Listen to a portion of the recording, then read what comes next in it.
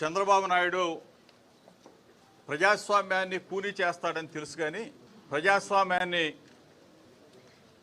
కైమాలాగా కూనీ చేస్తాడని చెప్పేసి ఎవరు అనుకోవాలి.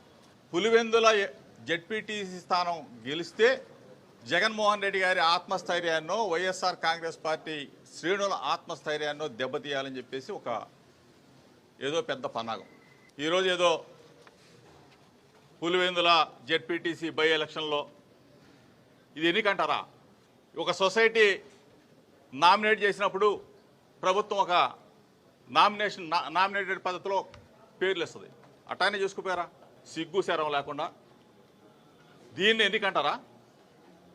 రాష్ట్ర ఎన్నికల కమిషన్ని తప్పుదోవ పట్టించి అధికార యంత్రాంగం మొత్తం కూడా మీ చెప్పు చేతలు చేసుకొని అధికారుల్ని ఎన్నికల విధుల్లో పార్టీ ప్రచారానికి వాడుకునే చంద్రబాబు నాయుడు ఇదేదో పులివెందుల్లో నేను గెలుస్తాను, ఓటుకు 10,000 ఇస్తాను, ఎన్నికల స్లిప్పులు అధికారులు ఇస్తూ ఉంటే వెనక వెళ్ళి 10,000 రూపాయల ఓటుకిచ్చి స్లిప్పులు వెనక్కి తీసుకునే సంస్కృతి, దిగజారే సంస్కృతి ఇంతకుముందు నంద్యాల బై ఎలక్షన్లో కూడా చేశాడు చంద్రబాబు నాయుడు. ఇదే విధంగా అక్కడేదో గెలిస్తే మొత్తం నేను గెలిచానని చెప్పేసి తెగ ఆనందపడ్డాడు.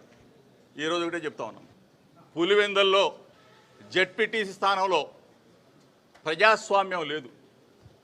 ప్రజాస్వామ్యబద్ధంగా ఎన్నిక జరిగితే వన్ సైడ్ ఎన్నికది.